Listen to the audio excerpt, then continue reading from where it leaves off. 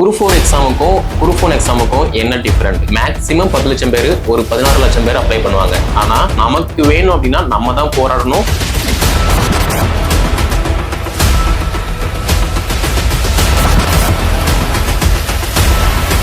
TNPSC நடத்தக்கூடிய group 4 எக்ஸாமினேஷனுக்கு எல்லாருமே போட்டி போடுவோம். ஆனா டிஎன்பிசி நடத்தக்கூடிய குரூப் 1 எக்ஸாம் அதே மாதிரி குரூப் எக்ஸாமுக்கு ரொம்ப கம்மியான நபர்கள் தான் போட்டி போடுவோம். ஸோ குரூப் 4 எக்ஸாமுக்கும் குரூப் 1 எக்ஸாமுக்கும் என்ன டிஃப்ரெண்ட்? அதே சேம் டைம் மேக்ஸிமம் 10th படிச்சவங்க மட்டுமே குரூப் 4 எக்ஸாமுக்கு அப்ளை பண்றது கிடையாது. டிகிரி முடிச்சவங்க, எம்ஏ, பிஇ, அதே மாதிரி எம்பில், எம்எஸ்சி, இந்த மாதிரி டிகிரி ஹோல்டர் எல்லாருமே அப்ளை பண்ணக்கூடிய ஒரு எக்ஸாமா குரூப் 4 எக்ஸாம் இருந்துட்டு இருக்கு. அப்போ எந்த ஒரு போட்டி தேர்வும் பொறுத்த மட்டும் காம்படிஷன் எதுல அதிகமா இருக்கோ அதுலதான் நம்ம முட்டி மோதி நிக்குமே தவிர, எந்த எக்ஸாம் ரொம்ப டஃபா இருக்கோ, ரொம்ப காம்படிஷன் கம்மியா இருக்கோ அந்த எக்ஸாம்ல நம்ம போட்டி போட மாட்டோம். ஸோ மற்றவங்களை பார்த்து நம்ம போட்டி போடாம நமக்கு என்ன வேணுமோ அந்த பதவிக்கு ஏற்ற மாதிரி நம்ம போட்டி போட்டோம் அப்படின்னா ஈஸியா நம்மளுமே டிஎன்பிசி நடத்தக்கூடிய குரூப் 1 எக்ஸாம் கிளியர் பண்ணி ஒரு டிசியாவோ ஒரு டிஎஸ்பியாவோ ஈஸியா அப்பாயின்மெண்ட் ஆயிடலாம். நீங்களே திங்க் பண்ணி பாருங்க.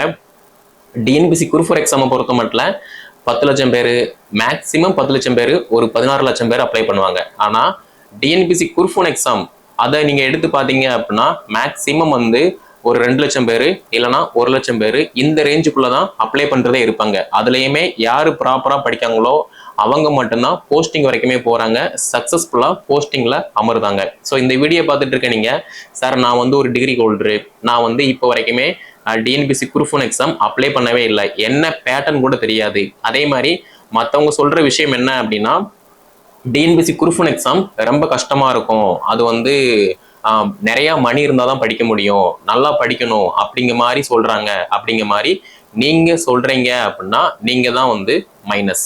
ஏன்னா எந்த ஒரு எக்ஸாமை பொறுத்த மட்டுமே எதுவுமே ஈஸியானது கிடையாது, எல்லாமே கஷ்டம்தான். அப்போ குரூப் 1 எக்ஸாம் மட்டும் கஷ்டமா அப்படின்னு கேட்டோம் அப்படின்னா கஷ்டம் கிடையாது. இதை நான் ஏன் சொல்றேன் அப்படின்னா நீங்களே திங்க் பண்ணி பாருங்க.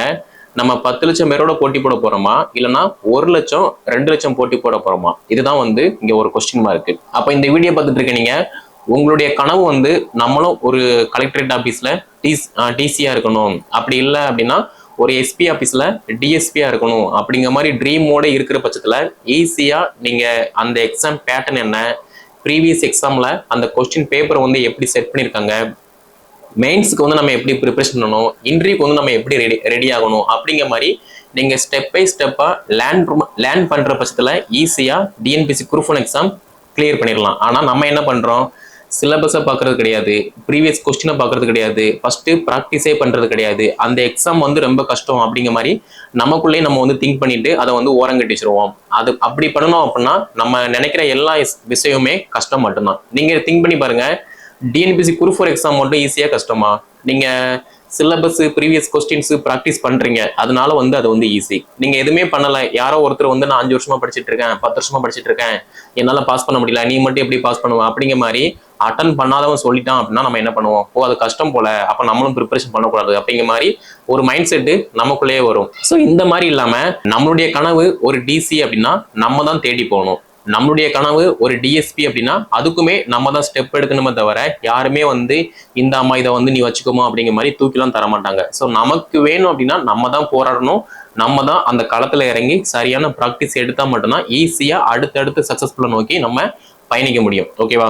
ஸோ குரூப் 1 எக்ஸாம் பொறுத்த மட்டும் எனி டிகிரி முடிச்சிருந்தீங்க அப்படின்னா ஈஸியா இந்த எக்ஸாம் கிளியர் பண்ணிடலாம். ஓகேவா? ஸோ நீங்க எலிஜிபிள் கிளியர் பண்றது அடுத்தடுத்த ஸ்டேஜ் தான். ஓகே, அப்போ இந்த வீடியோ பார்த்துட்டு இருக்க நீங்க டிகிரி முடிச்சிருந்தீங்க அப்படின்னா ஈஸியா இந்த எக்ஸாம் அப்ளை பண்ணலாம். அடுத்த ஸ்டேஜான ப்ரிலிம்ஸை பொறுத்த மட்டும் 6 to 12th வரைக்குள்ள புக்ஸை நீங்க நல்லா படிச்சிட்டீங்க அப்படின்னா ஈஸியா கிளியர் பண்ணிடலாம். இதுலயுமே சிலபஸை வச்சுதான் படிக்கணுமே தவிர சிலபஸை தாண்டி நீங்க படிக்க வேண்டாம். சிலபஸ்ல என்னென்ன டாபிக் இருக்கோ அந்த டாபிக்கை மட்டும் நீங்க படிச்சிட்டீங்க அப்படின்னா ஈஸியா ப்ரிலிம்ஸ் கிளியர் பண்ணிடலாம். ஓகேவா? அதே மாதிரி சார் நான் 6 to 12th வரைக்கும் எல்லா புக்கையுமே வாங்கி போட்டு படிக்க போறேன் அப்படிங்கிற மாதிரிலாம் படிக்காதீங்க. சிலபஸ் எடுத்துக்கோங்க, சிலபஸ்ல என்னென்ன டாபிக் இருக்கு அந்த டாபிக்கை மட்டும் நீங்க 6 to 12th வரைக்கும் புக்ல தேடி படிச்சீங்க அப்படின்னா ஈஸியா கிளியர் பண்ணிடலாம். ஸோ அடுத்த ஸ்டேஜான மெயின் எக்ஸாம் பொறுத்த மட்டும் நான் ப்ரீவியஸ் வீடியோல சொல்லியிருப்பேன், எல்லாமே உங்களோட ப்ரெசன்டேஷன்ல தான் இருக்கு.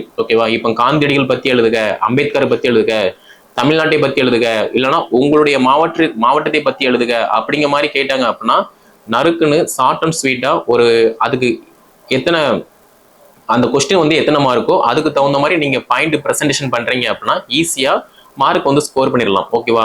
அதே மாதிரி நிறைய பேர் கேட்ட விஷயம் என்ன அப்படின்னா, சார் இங்கிலீஷ் மீடியத்தில் நம்ம எழுதினா மட்டும்தான் வந்து பாஸ் பண்ண முடியுமா, தமிழ் மீடியத்தில் படிச்சா பாஸ் பண்ண முடியாது அப்படிங்கிற மாதிரிலாம் கேட்டீங்க. அப்படிலாம் எதுவுமே கிடையாது. ஓகேவா? அப்படி பார்த்தோம் அப்படின்னா டிசி டிஎஸ்பி படிச்சு போற எல்லாருமே இங்கிலீஷ் மீடியம் ஸ்டூடெண்ட் தான் அப்படிலாம் இல்லை. நம்மளே மாதிரி தமிழ் மீடியம் ஸ்டூடெண்ட்டுமே ஒரு அகாடமி போகாம சரியான ப்ராக்டிஸ் இருந்து தான் வந்து ஈஸியா வந்து போஸ்டிங் வந்து போறாங்க. ஓகேவா? அகாடமி போனாதான் பாஸ் பண்ண முடியும், இவ்வளவு பைசா பீஸ் பண்ணாதான் இது பண்ண முடியும், போஸ்டிங் வாங்க முடியும் அப்படிங்கிற மாதிரிலாம் எந்த ஒரு மித்துமே கிடையாது. ஸோ இந்த வீடியோ பார்த்துட்டு இருக்க நீங்க தமிழ் மீடியம் படிச்சிருந்தீங்க அப்படின்னா ஓகே, அதே மாதிரி இங்கிலீஷ் மீடியம் நான் படிச்சிருக்கேன் ஆனா எனக்கு தமிழ் தான் ஓகே வருது அப்படின்னா நீங்க அதுலயுமே வந்து சூஸ் பண்ணி எழுதிக்கலாம். ஓகேவா? அதே மாதிரி இங்கிலீஷ் மீடியம் படிச்சா மட்டும்தான் பாஸ் பண்ண முடியும் அப்படிங்கிற மாதிரிலாம் எந்த ஒரு கருத்துமே கிடையாது. தமிழ் வழியில படிச்சு அதே மாதிரி எக்ஸாமும் தமிழ்ல எழுதி ஈஸியா போஸ்டிங் வந்து வாங்கிடலாம். ஓகே, ஸோ இந்த வீடியோ பார்த்துட்டு இருக்க நீங்க சார் எனக்கு வந்து தமிழ் நல்லா வரும் அப்படின்னா நீங்க தமிழ்லயே எக்ஸாம் எழுதலாம். அதே மாதிரி சார் எனக்கு இங்கிலீஷ் வந்து அரையும் குறையமா தான் வரும், நான் தமிழ்ல எழுதலாமா அப்படின்னு கேட்டீங்க அப்படின்னா நீங்களுமே தாராளமா தமிழ்ல வந்து எழுதிக்கலாம், ஈஸியா பாஸ் பண்ணிக்கலாம். ஓகேவா? ஸோ அதை பத்தி எந்த ஒரு ஒரியுமே இல்லை. ஓகே, ஸோ அதே மாதிரி நான் ஃபர்ஸ்டே சொன்ன மாதிரி குரூப் 4க்கு மட்டும் ஏன் இவ்வளவு காம்படிஷன் இருக்கு அப்படிங்கிற மாதிரிலாம் வந்து நிறைய பேர் கேட்டீங்க. குரூப் 4 பொறுத்த மட்டும் நம்ம என்ன திங்க் பண்றோம் அப்படின்னா இந்த எக்ஸாம் எல்லாருமே எழுதுறாங்க, ஸோ நம்மளும் எழுதி பார்ப்போம் அப்படிங்கிற ஒரு மென்டாலிட்டியில நம்ம வந்து ப்ரிப்பரேஷன் பண்றோம். அதே மாதிரி குரூப் 1 பொறுத்த மட்டும் நம்ம கூட இருக்கிறவங்க ப்ரிப்பரேஷன் பண்றாங்க அப்படின்னா நம்மளுமே குரூப் 1 எக்ஸாம் வந்து ட்ரை பண்ணுவோம். ஃபார் எக்ஸாம்பிள் நீங்க எந்த இடத்துல இருக்கீங்களோ அதை பொறுத்து தான் உங்களுடைய வெற்றியுமே வந்து அமையும். நீங்க திங்க் பண்ணி பாருங்க, ஒரு பிசினஸ் மேனோட நீங்க வந்து டிராவல் பண்றீங்க, அப்போ உங்களுக்கு என்ன மைண்ட் வரும் அப்படின்னா பிசினஸ் பண்ணலாம் அப்படிங்கிற ஒரு மைண்ட் வரும். அதே மாதிரி நீங்க டிசி டிஎஸ்பி ஐஏஎஸ் ஐபிஎஸ் இந்த மாதிரி ரேங்க் உள்ளவங்களோட உங்களோட ரிலேஷன்ஷிப் இருக்கு அப்படின்னா நம்மளுமே இவங்கள மாதிரி ஆகணும் அப்படிங்கிற மாதிரி நீங்க செட் பண்ணிக்கிருவீங்க. அப்போ நம்ம குரூப் 4 படிக்கிறவங்க கூட சேர்ந்தோம் அப்படின்னா நம்மளுடைய மைண்ட் செட்டுமே எப்படி வரும், ஒரு விவோ, ஒரு ஜூனியர் அசிஸ்டன்ட், டைபிஸ்ட், ஸ்டெனோ, இந்த மாதிரி தான் மைண்ட் செட் வரும். ஸோ நம்ம கிட்ட டிகிரி இருக்கு, நம்மளுடைய கனவு ஒரு டிசி டிஎஸ்பியா இருக்கு அப்படிங்கிற பட்சத்துல நீங்க ப்ரிப்பரேஷன் பண்ண வேண்டியது டிசியாவோ டிஎஸ்பியாவோ வந்து ப்ரிப்பரேஷன் பண்ணுங்க, அதுதான் வந்து பெட்டரா இருக்கும். ஸோ நீங்க இப்போ ப்ரிப்பரேஷன் பண்ணல, என்னுடைய கனவு டிசி டிஎஸ்பி ஆனா நான் இப்போ ப்ரிப்பரேஷன் பண்ணல, அடுத்த ஒரு 4-5 வருஷம் கழிச்சு ப்ரிப்பரேஷன் பண்ணுவேன் அப்படின்னா இப்பவே உங்களால முடியல, அப்ப 4-5 வருஷம் கழிச்சு மட்டும் எப்படி முடியும்? ஸோ இதை வந்து நீங்களே திங்க் பண்ணி பாருங்க. நமக்கு ஒண்ணு வேணும் அப்படின்னா நம்ம தான் இறங்கி போராடணுமே தவிர அதை விட்டுட்டு மொத்தவங்க இந்தாமா இதை வச்சுக்கோமா அப்படிங்கிற மாதிரி தூக்கி தர மாட்டாங்க, வழிகாட்டவும் மாட்டாங்க. ஸோ நமக்கு என்ன வேணுமோ அந்த பாதையை நம்ம தான் உருவாக்கணும். ஸோ அதுக்கு தகுந்த மாதிரி நம்ம நடந்து போகணும், முயற்சி பண்ணணும், பயிற்சி எடுக்கணும். அப்பனாதான் வந்து ஈஸியா டிசி டிஎஸ்பியா ஆக முடியும். ஓகே, ஸோ நெக்ஸ்ட் இந்த டிசி டிஎஸ்பி இதனுடைய ஜாப் ரோல் என்ன அப்படிங்கிற மாதிரிலாம் கேட்டிருந்தீங்க. ஒரு உங்களுடைய கனவு ஒரு டிசியா இருக்கு, டெப்டி கலெக்டரா இருக்கு அப்படின்னா ஜாப் ரோல் என்ன, ஒரு கலெக்டரேட் ஆபீஸ்ல உங்களுக்குன்னு சொல்லி ஒரு தனி கேபின் இருக்கும், அந்த கேபின்ல ஒரு சில ஃபைல் இருக்கும், அந்த ஃபைலை நீங்க வந்து செக் பண்ற மாதிரி இருக்கும், சைன் போடுற மாதிரி இருக்கும்.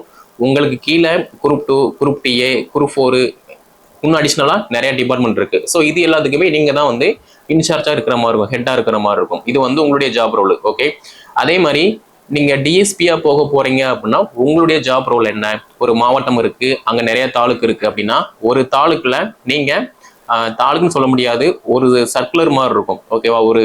ஒரு சோனல் அப்படிங்கிற மாதிரி இருக்கும். அந்த சோனல்ல நீங்க வந்து டிஎஸ்பியா பதவி கொடுப்பாங்க. அப்படி பதவி கொடுக்கும் போது உங்க டிவிஷனலுக்கு கீழே அந்த சோனலுக்கு கீழே ஒரு 6-7 போலீஸ் ஸ்டேஷனோ ஒரு 10-15 போலீஸ் ஸ்டேஷனோ இருக்கிற மாதிரி இருக்கும். இது வந்து டிஸ்ட்ரிக்ட் அதே மாதிரி சிட்டி இதை பொறுத்து நமக்கு வந்து மாறுபடும். நீங்க ஒரு மாவட்டம் அப்படின்னா உங்க மாவட்டத்துக்கு கீழே ஒரு சோனல் இருக்கு, ஒரு மண்டலம் இருக்கு, அந்த மண்டலத்துல எத்தனை போலீஸ் ஸ்டேஷன் இருக்கோ அந்த ஸ்டேஷன் எல்லாமே உங்களுடைய கண்ட்ரோல்ல இருக்கும். ஃபார் எக்ஸாம்பிள் இப்ப தென்காசி மாவட்டம் இருக்கு, தென்காசி மாவட்டத்துல ஆலங்குளம் வந்து ஒரு டிஎஸ்பி ஆபீஸ், அதே மாதிரி சங்கரங்கோவில் வந்து ஒரு டிஎஸ்பி ஆபீஸ், அதே மாதிரி சிவகிரி ஒரு டிஎஸ்பி ஆபீஸ், தென்காசியிலுமே வந்து ஒரு டிஎஸ்பி ஆபீஸ் இருக்கு. அப்போ இத்தனை டிஎஸ்பி இருக்கும்போது அவங்களுக்குன்னு சொல்லி ஒரு சில போலீஸ் ஸ்டேஷனை வந்து கொடுத்துருப்பாங்க. அப்போ அவங்கள வந்து நம்ம வந்து மெயின்டைன் பண்ற மாதிரி இருக்கும். அங்க வரக்கூடிய inspector, sub inspector, SSI, head constable, grade 1 PC, grade 2 PC, இவங்க எல்லாத்துலயுமே வந்து எப்படி ஒர்க் பண்றாங்க, ஏதாவது கிரிட்டிக்கல் சிச்சுவேஷன் இருக்கா அப்படிங்கிற மாதிரி எல்லாத்தையுமே நம்ம வந்து மானிட்டர் பண்ற மாதிரி இருக்கும். நிறைய பேர் எஸ்ஏ எக்ஸாம் வந்து ஒரு ஹையஸ்டான போஸ்டிங் அப்படிங்கிற மாதிரி நினைச்சிட்டு இருக்கீங்க. ஆனா எஸ்ஏ எக்ஸாம் வந்து ஒரு கம்மியான ஒரு போஸ்டிங் தான். ஓகேவா? கம்மியான போஸ்டிங் கிடையாது, ஒரு கம்மியான ரேங்கிங் தான். ஆனா அதுக்கு மேலேயுமே வந்து பாத்தீங்க அப்படின்னா இன்ஸ்பெக்டர் இருக்கு, அப்புறம் ஏஎஸ்பி இருக்காங்க, டிஎஸ்பி இருக்காங்க, எஸ்பி இருக்காங்க. அதுக்கப்புறமா ரேங்க் வந்து கூடிக்கிட்டே தான் இருக்கு. ஓகேவா? ஸோ அப்படி இருக்கும்போது உங்களுடைய கனவு ஒரு யூனிஃபார்ம் சர்வீஸ் அப்படின்னா அதுக்கு தகுந்த மாதிரி ப்ரிப்பரேஷன் பண்ணுங்க. நம்ம ஒரு செஷனுக்கு எஸ்ஏயா போய் உட்கார போறோமா, அப்படி இல்லை அப்படின்னா ஒரு ஒரு பர்டிகுலர் செஷனுக்கு நம்ம ஒரு டிஎஸ்பியா போக போறோமா, நம்முடைய கண்ட்ரோல்ல இன்ஸ்பெக்டர் அப்புறம் எஸ்எஸ்ஐ எஸ்ஐ இவங்க எல்லாரையுமே நம்ம கண்ட்ரோல்ல வைக்க போறோமா அப்படிங்கிற மாதிரி திங்க் பண்ணி ப்ரிப்பரேஷன் பண்றீங்க அப்படின்னா ஈஸியா பாஸ் பண்ணிடலாம். ஓகே, ஸோ இந்த 2 போஸ்டிங்குமே கிட்டத்தட்ட குர்ஃபோன்ல 7 போஸ்டிங் இருக்கு. இந்த 7 போஸ்டிங்குமே தலைமைத்துவம் முக்கியம் வாய்ந்தது.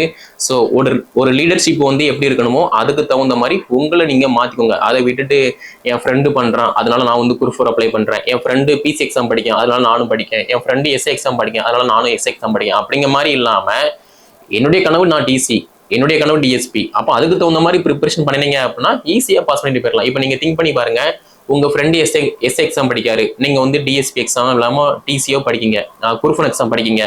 ஸோ அவர் எஸ்ஏ எக்ஸாம் வந்து பாஸ் பண்ணி உள்ள போயிட்டாரு, அதே மாதிரி நீங்க குரூஃபன் எக்ஸாம் எழுதி பாஸ் பண்ணி டிசியாவோ டிஎஸ்பியோ ஆயிட்டீங்க. அப்போ உங்களுக்கு கீழே தான் உங்க ஃப்ரெண்டு இருப்பாரே தவிர உங்களுக்கு மேலதான் வந்து இருக்க மாட்டாரு. அப்போ நமக்கு என்ன வேணுமோ அதை நம்ம தான் பண்ணணுமே தவிர அதை விட்டுட்டு மற்றவங்க பண்ணுவாங்க தந்துருவாங்க அப்படிங்கிற மாதிரி எக்ஸ்பெக்ட் பண்ணக்கூடாது. ஓகே, அதே மாதிரி நம்முடைய அகாடமி சார்பா டிஎன்பிசி குரூப் 1 எக்ஸாமினேஷனுக்கு 5 மே அப்படிங்கிற மாதிரி ஃப்ரீ டெஸ்ட் வந்து நம்ம வந்து காண்டக்ட் பண்றோம். இந்த ஃப்ரீ டெஸ்ட்ல ப்ரிலிம்ஸுக்கு தேவையான எல்லா நியூ சிலபஸ் வைஸ் எல்லாமே கவர் ஆயிரும். இதை நீங்க படிச்சீங்க அப்படின்னா ஈஸியா பாஸ் பண்ணி ப்ரிலிம்ஸ் வந்து கிளியர் பண்ணிடலாம். அடுத்தபடியா மெயினுக்கு இன்டர்வியூக்கு வந்து என்ன ப்ராசஸோ அதை வந்து நம்ம மூவ் பண்ற மாதிரி இருக்கும். ஓகே, ஸோ ஃபர்ஸ்ட் ஸ்டெப் என்ன அப்படின்னா ஃபர்ஸ்ட் முயற்சி பண்ணுங்க.